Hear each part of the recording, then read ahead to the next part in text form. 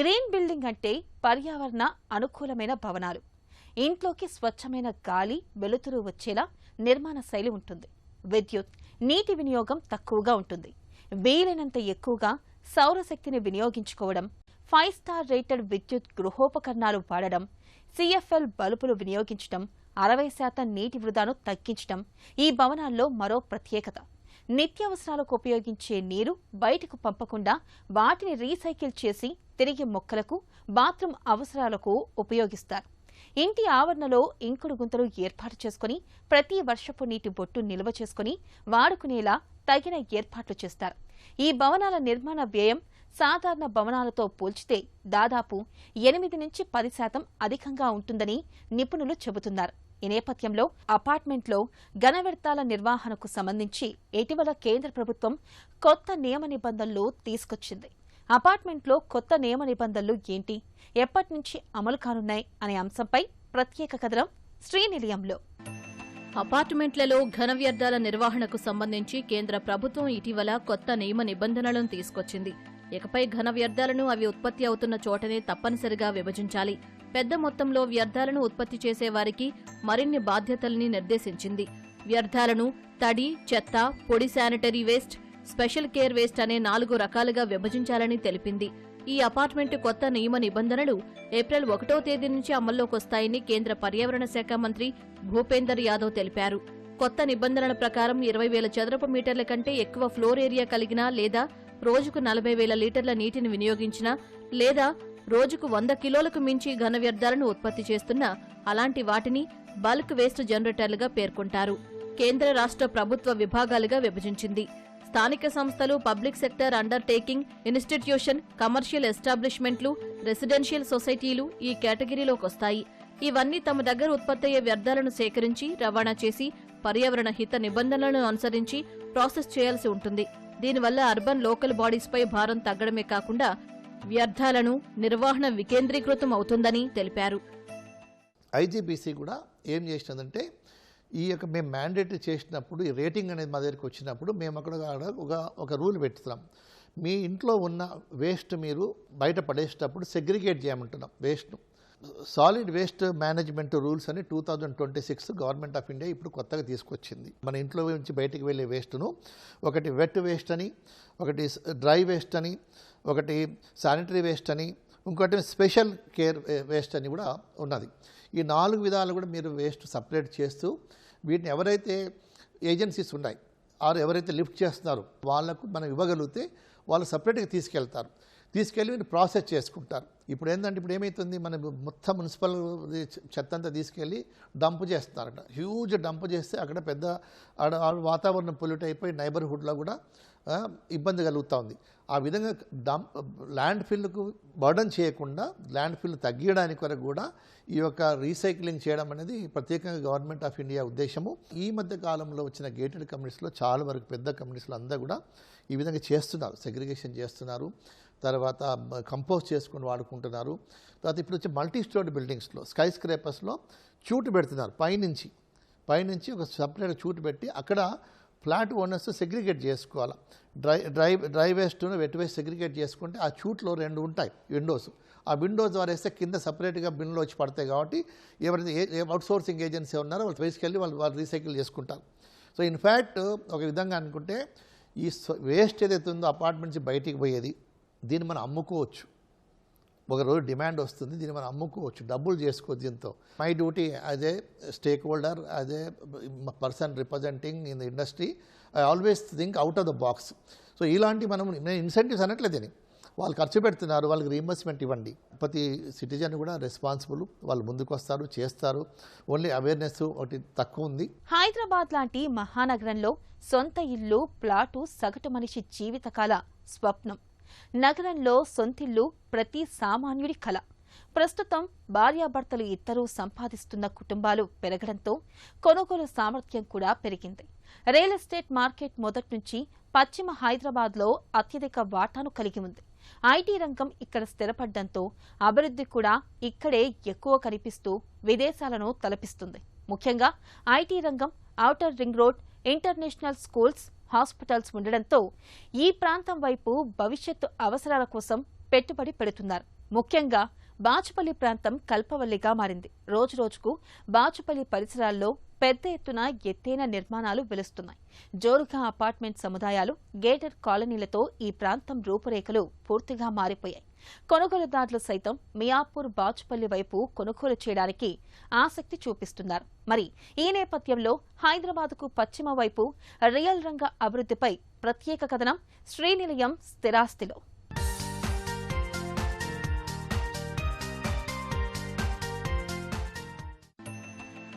స్థిరాస్తి రంగానికి హైదరాబాద్లోని బాచుపల్లి ప్రాంతం కల్పవల్లిగా మారింది.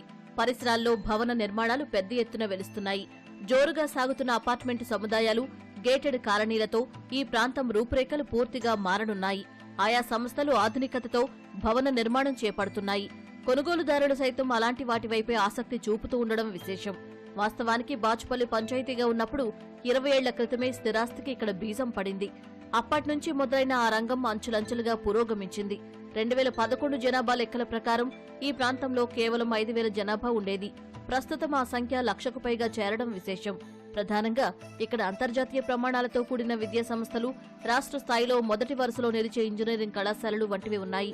దీనికి తోడు ఇటీవల అత్యాధునిక వసతులతో పెద్ద ఆసుపత్రులు అందుబాటులోకొచ్చాయి. దీంతో ఎక్కడెక్కడి నుంచో కుటుంబాలు ఇక్కడికి వలస వస్తున్నాయి. స్థానికంగా స్థిరాస్తి రంగం పురోగమించడానికి ఈ పరిస్థితి దోహదపడిందని చెప్పొచ్చు. మేము 2015లో మోతీనగర్ నుంచి బాచుపల్లికి షిఫ్ట్ అయ్యాం. మేము బాచుపల్లికి షిఫ్ట్ అయినప్పుడు ఒక 10,000 జనాభాతో ఉండే ఒక చిన్న పంచాయతీ ఇది. చాలా రిమోట్గా ఉండేది. ఇక్కడికి వచ్చిన వాళ్ళందరూ కూడా ఇంత దూరం తీసుకున్నారని చెప్పి అనేవాళ్ళు మమ్మల్ని. ఇంత డెవలప్ ఉంది, ఈరోజు ఇంత డెవలప్ ఉందని ఎక్స్పెక్ట్ చేయలేదు. మేము అప్పట్లో మెయిన్ తీసుకున్న కారణం ఇది హైటెక్ సిటీకి రీచబుల్లో ఉందని చెప్పి తీసుకున్నాం. ప్రణీత్ గ్రూప్ అనే సంస్థ అప్పట్లో విలాస్ స్టార్ట్ చేసింది. సో ఆ ప్రణీత్ గ్రూప్లో మేము తీసుకోవడం జరిగింది. సో ఈరోజు బాచుపల్లి ఒక 2 lakhs జనాభాతో జిహెచ్ఎంసీలు విలీనమైంది. ఈరోజు corporate hospitals, international schools, ORR exit, flyover ఇవన్నీ కూడా వచ్చేసినాయి. బాచుపల్లి ఇప్పుడు ఈరోజు లేదంటూ లేదు. అంతేగాకుండా ఔటర్ రింగ్ రోడ్డు సైతం కేవలం 2 కిలోమీటర్ల లోపే అందుబాటులో ఉంది. ప్రధానంగా మియాపూర్ నుంచి గండిమైసమ్మ మీదుగా మేడ్చల్ వరకు ఉన్న ప్రధాన రహదారి ఈ ప్రాంతానికి వరంగా నిలుస్తోంది. దీనికి ఇరువైపులా ఖాళీ స్థలాలు విస్తరించి ఉండడం స్థిరాస్తి రంగానికి మరింత కలిసి వచ్చింది. ప్రధానంగా Bollaram road, Kausalya colony, Renuka Yellamma colony, Sai Anurag colony, Mallampet road, SJB hills, Krantinagar colony, Harithavanam colony, Sainagar, Bachupally నుంచి నిజాంపేటకు వెళ్లే రోడ్, ఎస్ఎల్జీ ఆసుపత్రి పరిసరాలు, ప్రగతినగర్ కమాన్ ఎదురుగా ఉన్న సింహపురి కాలనీ, వాసవి లేఅవుట్ ప్రాంతాల్లో 200 దాకా అపార్ట్మెంటు సముదాయాలు నిర్మాణంలో ఉన్నాయి. హెచ్ఎండిఏ, రెరా నిబంధనలకు అనుగుణంగా నిర్మాణాలు సాగుతున్న ఆయా చోట్ల అందుబాటులో ఉండే ధరలకే ప్లాట్లను విక్రయిస్తున్నారు. స్థానిక నిర్మాణ సంస్థలన్నీ చదరపు అడుగుకు 5,500 నుంచి 7,500 వరకు ధర నిర్ణయించడం గమనార్హం. అందులోనే అన్ని రకాల వసతులు కల్పిస్తూ ఉండడం మరో విశేషం. దీంతో సామాన్యులు సైతం వాటిని కొనుగోలు చేయడానికి పోటీ పడుతున్నారు.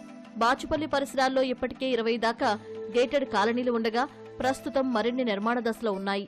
మేము మూసాపేటలో ఉండేవాళ్ళం. 2012లో స్నేహితుల ద్వారా నాకు బాచుపల్లి తెలిసింది. నాకు మొదటిసారి బాచుపల్లి అనే పేరు తెలిసింది కూడా అప్పుడే. అలాగే బాచుపల్లి అనగానే మనకి ఫార్మా హబ్ కింద సిల్వర్ ఓక్స్, కెనడీ లాంటి స్కూల్స్ హబ్ ద్వారా మనకి బాగా తెలుసు. అప్పటికే మాకు తెలిసింది. మా పెద్దబాబు చదువులకై మేము అలాగే ఫ్యూచర్ పరంగా ప్లాన్ చేసుకుని బాచుపల్లికి మూవ్ అయ్యాం. విల్లా గేటెడ్ కమ్యూనిటీ, అపార్ట్మెంట్స్ ఇవన్నీ మొదలెట్టిన తర్వాత ఈ దశాబ్దంలో ఈ రూపురేఖలు మొత్తం గణనీయంగా మారిపోయిందండి. ఇది నిజంగా ఊహించని మార్పు. కాలేజీ పిల్లలకి సరైన సదుపాయం, లోపలికి క్యాబ్స్ రాని సదుపాయం దశ నుంచి బాచుపల్లి ఇప్పుడు one of the core centres in the Hyderabad లెవెల్కి రూపురేఖలు మారిపోయాయి.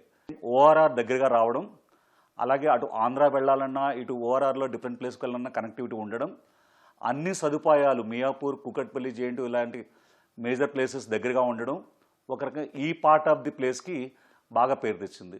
ఇప్పుడు మీరు కనుక మనం బాచుపల్లి నుంచి మియాపూర్ వైపు చూస్తున్న హైరేజ్లు కానీ ఇవన్నీ కానీ మరో ఫైనాన్షియల్ డిస్ట్రిక్ట్ అనేంత లెవెల్లో ఎదిగింది.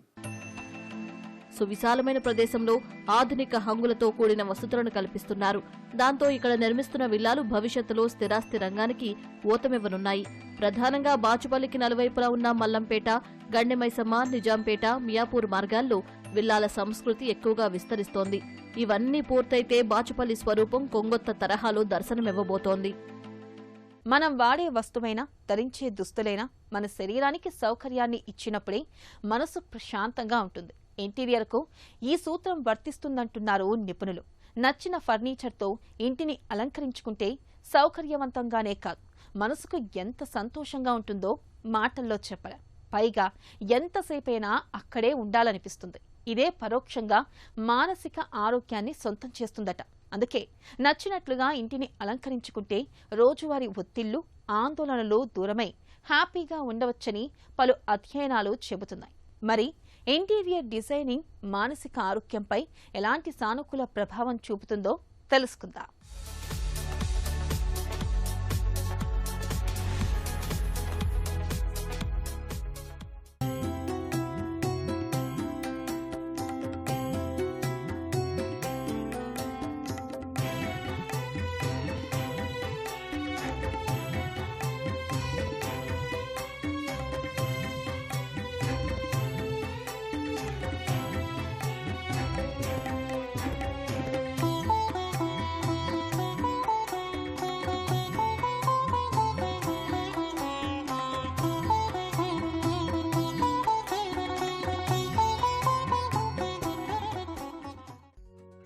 ఇంటి అందాన్ని పెంచడంలో, మనసుకు ఆహ్లాదాన్ని అందించడంలో రంగులది కీలక పాత్ర.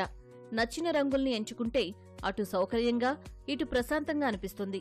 ఈ క్రమంలోనే శరీరంలో డోపమైన్ అనే హ్యాపీ హార్మోన్ విడుదలవుతుంది. తద్వారా సంతోషంగా ఉండగలుగుతాం. అయితే మనకు నచ్చిన రంగుల్ని ఎంచుకుంటే సరిపోదు. గది అవసరాల్ని పరిగణలోకి తీసుకోవాలంటున్నారు నిపుణులు. ఉదాహరణకు పడక గదిలో రిలాక్స్ అవుతాం కాబట్టి ఇక్కడ మనసుకు ప్రశాంతత అందించే లేత రంగులు, అందులోనూ ముఖ్యంగా పేస్టల్ షేడ్స్ ని ఎంచుకోవడం మంచిదంటున్నారు.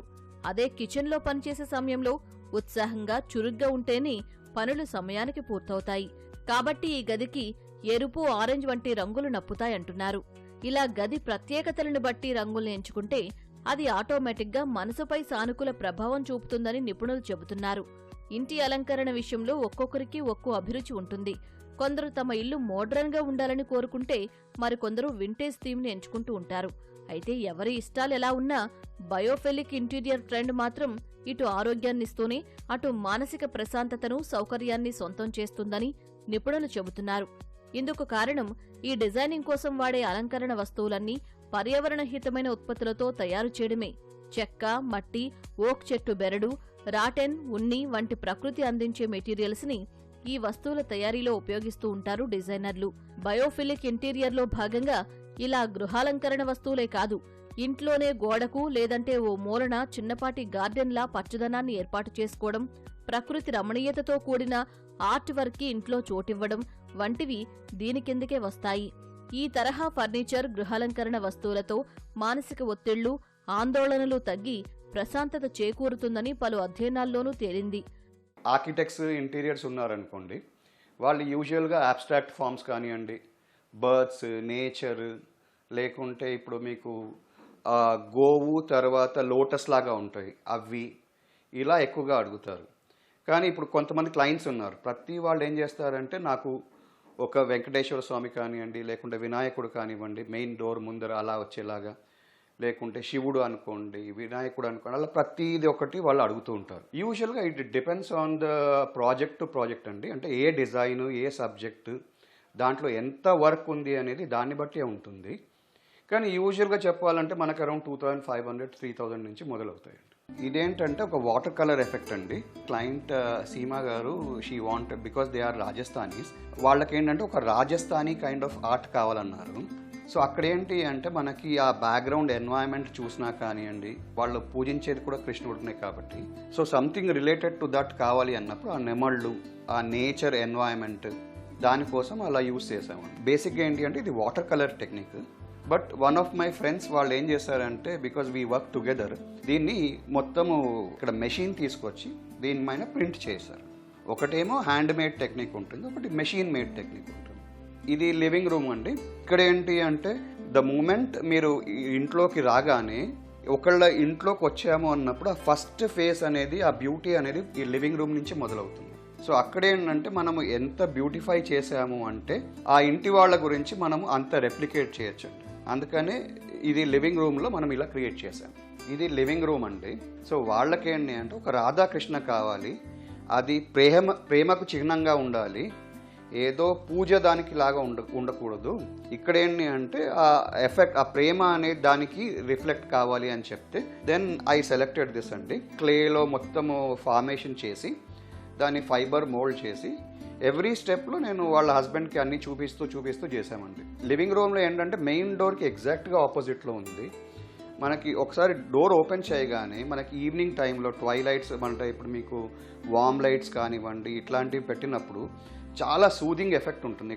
మీరు ఇక్కడ కూర్చొని లైట్ మ్యూజిక్ ఏదన్నా ఫ్లూట్ పెట్టుకొని కళ్ళు మూసుకొని ఒక 5 నిమిషాలు కూర్చున్నా కానీ ఆ మెంటల్ పీస్ అనేది వస్తుంది. దీంట్లో ఏంటంటే మనకి ఎఫెక్ట్ కూడా ఏంటంటే అక్కడ మూన్, ఈ ఫ్లూట్ కానివ్వండి, ఈ ఎన్వైరన్మెంట్ కానివ్వండి, ఇదంతా ఏంటంటే నైట్ ఎఫెక్ట్లో ఎక్కువ మీకు సూదింగ్గా ఉంటుంది. సో ఇక్కడ మీరు చూసినప్పుడు ఈ పూలు కానివ్వండి, ఈ క్లాత్ ఫోల్డ్స్ కానివ్వండి, అవన్నీ ఏంటి అంటే మీకు లైఫ్ లైక్ ఇమేజ్ క్రియేట్ చేయడానికి వీ ట్రైడ్ అవర్ బెస్ట్ అండి. మీకు దీనికి ఏంటంటే మళ్ళీ ఈ రాధాకృష్ణులు కాబట్టి కృష్ణుడికి గోవులు అనేది ఒక కాన్సెప్ట్ ఉంటుంది కాబట్టి ఇక్కడ మనం ఏం చేసామంటే ఇటు కృష్ణుడు ఉన్నాడు కాబట్టి ఇక్కడ బ్లూ బ్యాక్గ్రౌండ్, అక్కడ రాధ ఉంది కాబట్టి తన కాంబినేషన్లో ఉండేలాగా అక్కడ ఆ ఆవుల కోసం మనము ఇక్కడ ఒక ఎన్వైరన్మెంట్ క్రియేట్ చేసాము. మళ్ళీ దీనికి ఏంటి అంటే ఒక వాల్ అలాగే ఉన్నప్పుడు ఎంటీ స్పేసెస్ని హౌ టు దాన్ని డెకరేట్ చేయాలి అనుకున్నప్పుడు మనం ఏంటి అంటే దానికి రిజెంబ్లింగ్ క్యారెక్టర్స్ ఏమన్నా ఉండాలి. ఇప్పుడు ఈ కన్సోల్ టేబుల్ చూసినా కానివ్వండి, మీరు ఇక్కడ రాధాకృష్ణుడికి అదయ్యే నెమళ్ళే ఉన్నాయి. ఆ నెమళ్ళు ఆ మధ్యలో ఏంటంటే మీకు ఏదన్నా పండుగల టైంలో ఫ్లవర్స్ అలా డెకరేట్ చేసుకోవడానికి కూడా పాసిబుల్ ఉంటుంది. ఇది శివుడు అండి. మనం ఇండియాలో చూస్తే different parts of the state నుంచి చాలామంది చేస్తారు. ఈయన కృష్ణుడు అన్నా కానీ శివుడు అన్నా కానీ ఒకటే కలర్ కాంబినేషన్లో తీసుకుంటారు. సో చాలామంది క్లయింట్స్ ఇది వర్క్ కూడా అడిగారు. ఇది 2 feet అండి, 2 feet డై అది ఉంటుంది. సో ఇదేంటంటే మనకి లైఫ్ లైక్ ఇమేజ్ క్రియేట్ చేస్తుంది. ఇది మీరు పూజా గదిలో బ్యాక్గ్రౌండ్లో కూడా పెట్టొచ్చు, అలా అని మీకు డైనింగ్ ఏరియాలో పెట్టొచ్చు, లివింగ్ ఏరియాలో కూడా పెట్టుకోవచ్చు.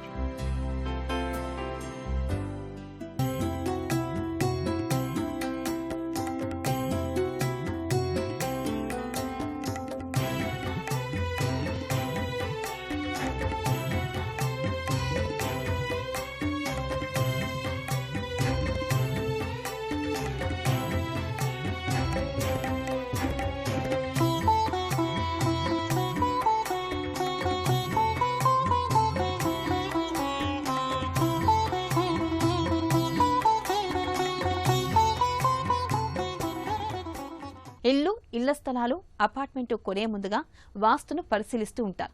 మరి ప్రేక్షకులు అడిగిన ప్రశ్నలకు వాస్తు నిపుణుల మాటల్లో సమాధానాలు తెలుసుకుందాం.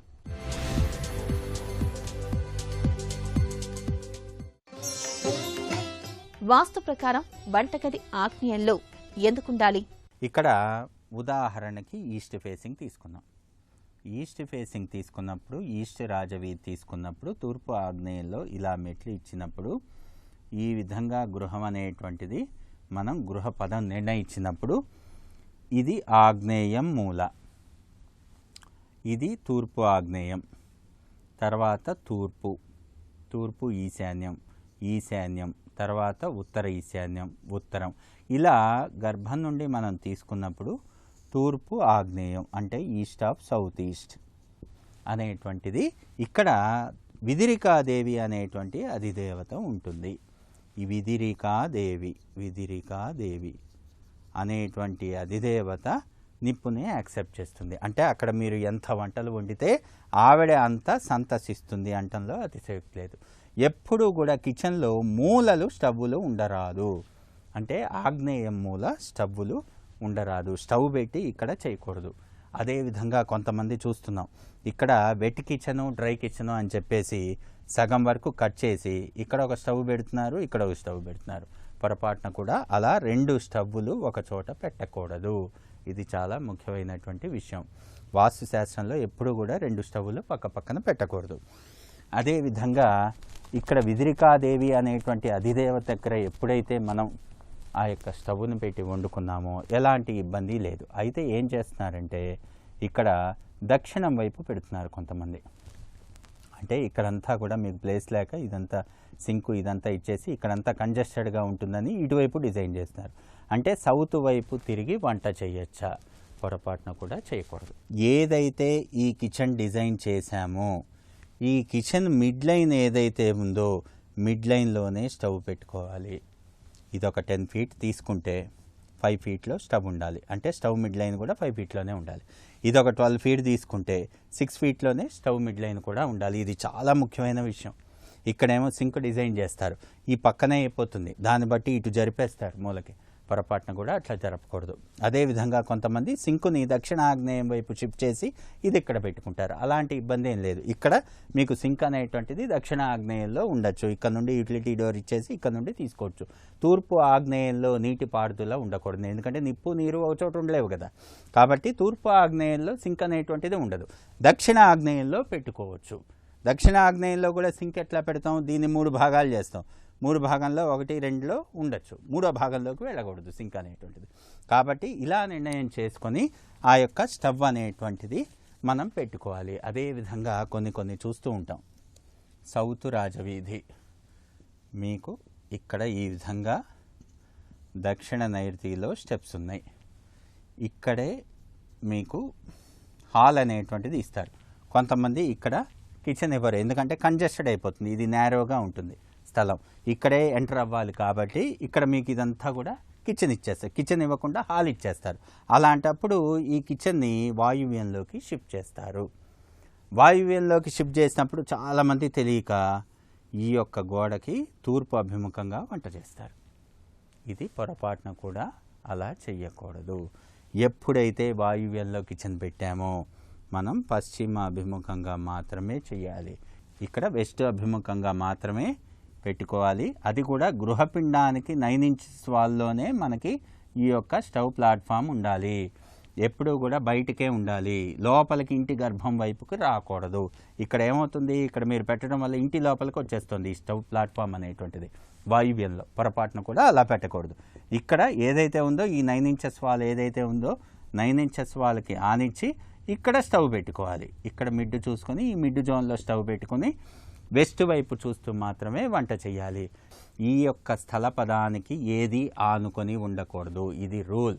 కుకింగ్ అనేటువంటిది, వంట అనేటువంటిది చాలా జాగ్రత్తగా మనం చేసుకుంటేనే అక్కడ ఆ ఇంట్లో గృహస్థురాలకి బలం వస్తుంది. లేకపోతే గృహస్థురాలకి కొంత అనారోగ్యం అనేటువంటిది రావడానికి ఆస్కారం ఉంటుందని వాస్తుశాస్త్రం చెప్తోంది.